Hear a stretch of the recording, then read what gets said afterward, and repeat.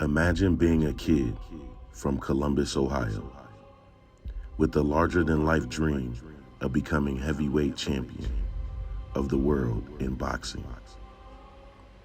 Ohio, a place where everything is earned and not given. Waking up at 5 a.m. to work out, even when it snows and bone-chilling cold. Today, we dive into the life of a man who had arguably the biggest upset in sports and boxing history when he knocked out Iron Mike Tyson and went on to have a professional record of 38-6-1 with 25 victories coming by way of knockout. Let's enter the journey of James "Buster" Douglas. Okay. What we got today on the Hometown Burger Brown Show? We got a legend. Who's the only dude to ever knock out Mike Tyson? James "Buster" Douglas. Coming next to you on the Hometown Burger Brown Show.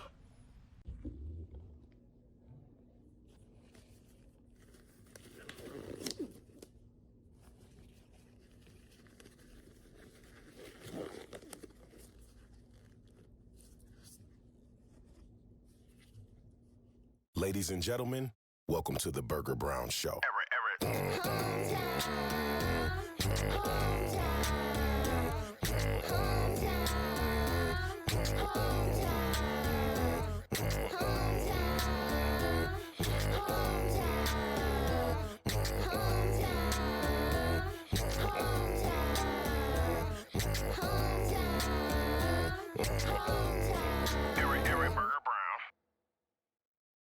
How you doing today? How you doing? What's going on? No, I'm not ready.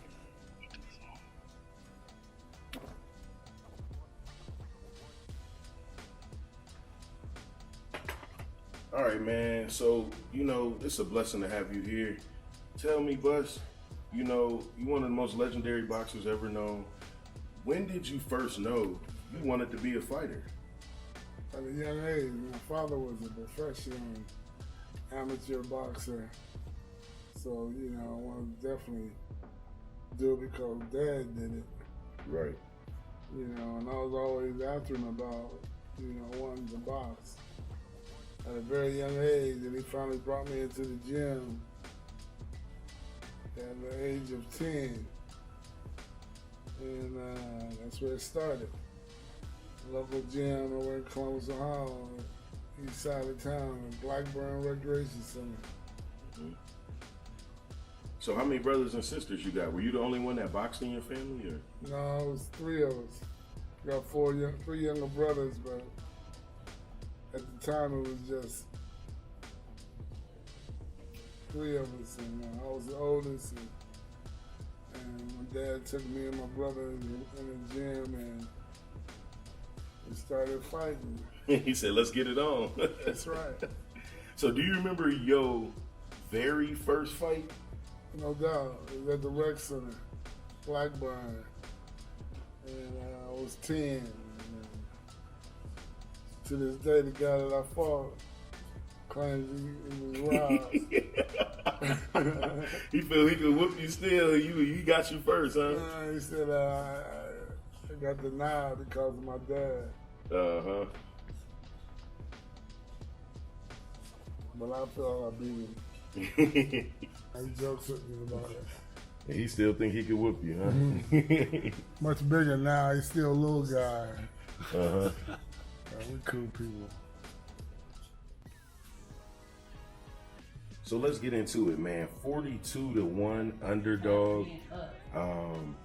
You fighting a machine, one of the most legendary, most ferocious boxers, the most feared boxers known to man.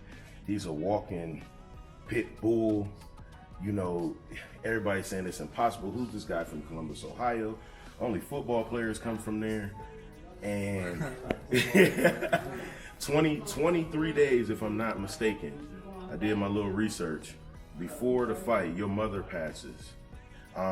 Everybody calling with something negative every day leading up to the fight. 42-1 underdog. you're still blossoming as an athlete. What gave you the motivation to just keep going to defeat Mike? Well, it was just, upbringing. Mother was, raised us to be strong men, and I knew that she wouldn't want me to let that, deter me from achieving a lifetime dream of becoming heavyweight champion of the world. So that made motivation even more determined, because that extra reason to achieve success, and his mom. So Right. kept it positive. Let's get it. So you say it was the 7th round you got knocked down? Eighth round. So in the 8th round you got knocked down. I seen you kind of compose yourself. Most boxers just jump right up, Right. You compose yourself, and That was just some experience. what were you thinking? Yeah, just doing a body check, making sure all the faculties were in order. Maintaining calmness and staying relaxed and focused. Mm-hmm. Never was rattled. Never. Was your vision blurry? Was you? Because taking a shot from Mike ain't no joke now. Right. No, but I was coherent. I knew what was going on. It was just maintaining calmness and staying focused. It's just something that happens in the fight. Not to get rattled and lose composure. So, Bus, what round did you knock Mike down? 10th round. And at that point, did you have your second win? You was. Oh yeah, I got my second win. Shifting gears. Finishing the fight strong. Mm-hmm. So were y'all friends before the fight, or was it a situation where? No, we weren't friends. So it was a real war. Yeah, it was, competition. We were going at it. And Mike said that was his best fight. Do you feel that was your best fight that you've ever fought? One of them.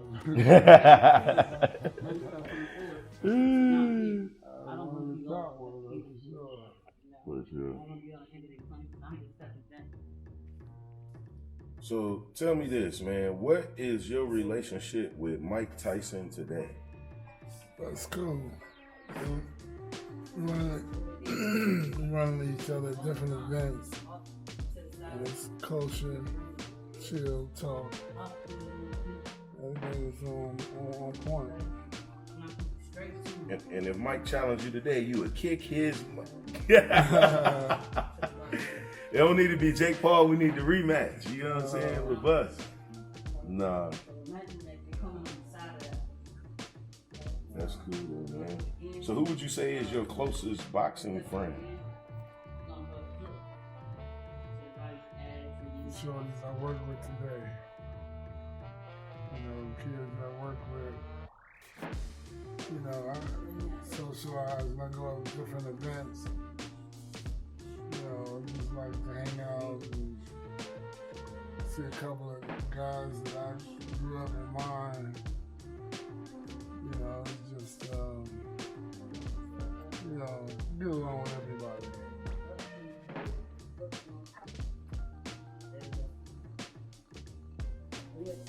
So when I ran into you, man, we were at the Ohio State Fair, and I was like, man, that's a blessing. There go Bus. And one of the things I noticed was there was a lot of young guys around with their boxing gear on. And so tell me what you're doing today. Are you a training, or are you youth advisor? Talk a little bit about that. I'm a boxing instructor in the city of Columbus. And the same programs that I came up with, I am now coaching and working with the youth in Columbus, and putting together a nice boxing team here at the rec center, and things are coming together really well. I got a great group of kids that I'm working with, and we're having a ball. We're just enjoying, competing and just doing our thing. What would be some advice for young up and coming trainers like my friend Marquise, and or guys that just want to get into boxing? What's some advice you tell them? As far as the training is, just going on your experience and sharing what you know to help individuals through different aspects of the game and situations that may occur during their careers, and just being there to advise and help them along the way. And for the young boxer, what would you tell the young boxer just starting out? You started about 10 years old, so you know this game. It's a little fear in it and a little consistency you gotta have. So that's only natural aspects of the game and situations that may occur during their careers, and just being there to advise and help them along the way. And for the young boxer, what would you tell the young boxer just starting out? You started about 10 years old, so you know this game. It's a little fear in it and a little consistency you gotta have. So that's only natural. That's a good thing. That lets you know that it's about to happen. That you're about to go to battle. If a little fear is only what you know is about to happen. And you let them know that it's not to let it overwhelm them, and to stay focused and properly train and prepare, and everything will work out. Be all right. Yes, sir. Young boxers, y'all hear that? You're hearing it from the vets.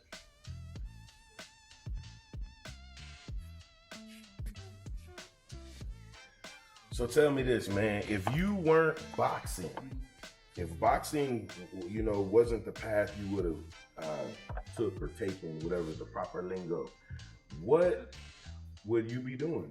What sport would you play, or what profession would you have took on? I would have probably been driving a truck. Truck driver over the road. I enjoy it. You enjoy just riding in the scenery? Yeah, driving, being out and about. All right, Bus, this is a legendary hometown Burger Brown question. Every celeb that comes on the show, we ask them the same question. So, you stuck in the dark alley at night, and it's 10 or 20 of the biggest goons ever in the world getting ready to attack you. You don't know you ain't do nothing. And you can only pick 2 boxers in the history of boxing to fight and help you get out the alley. You and 2 dudes. Who James Buster Douglas picking? I'm picking my father and Ernie Shavers. Ernie Shavers. Tell me about Ernie Shavers. Beat the bad man. Ernie and I did quite a few shows together before he passed. And he's a local guy, out of Akron, Ohio. One of the hardest hitting heavyweights of all time. 330, shout out Akron, okay. And, Ernie is a great man. And of course, I love my father, Dynamite Billy Douglas. Columbus, Ohio home. Is he still living, your father? No, he passed as well. You want to say rest in peace to Dynamite Douglas? And, 2 of my favorite fighters of all time. Miss them both. And if I was in a situation like you just said, it would definitely be those 2 guys that I would go to battle with. You heard it first. So, Bus, I gotta ask you this, man. I try not to get too religious or political in my show, but you've always had the respect of your peers, and you change people's beliefs in themselves. You change the mindset of sports culture for the underdog. You had the biggest upset in boxing history, but you also had one of the biggest hearts.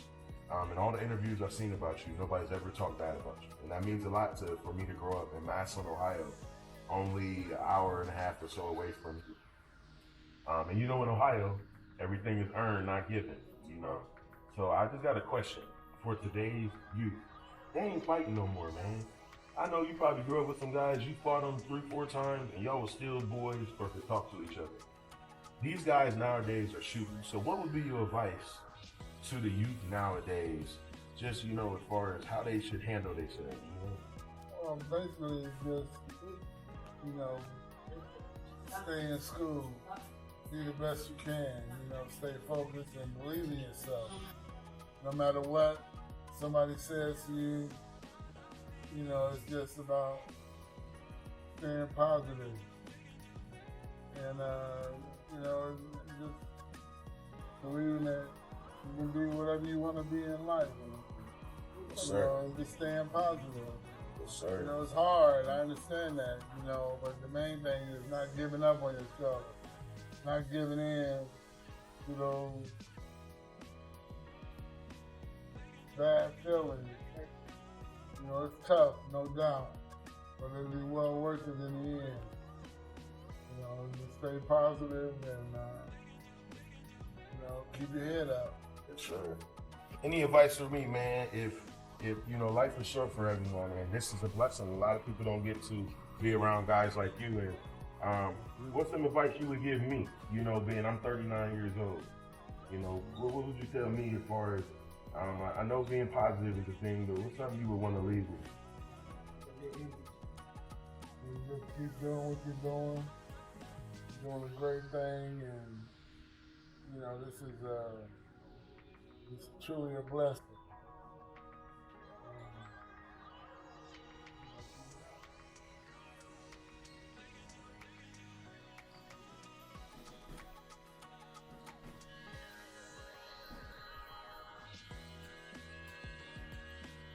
I sure wish I would have been Buster's barber back then when he was knocking Mike's ass. Ooh.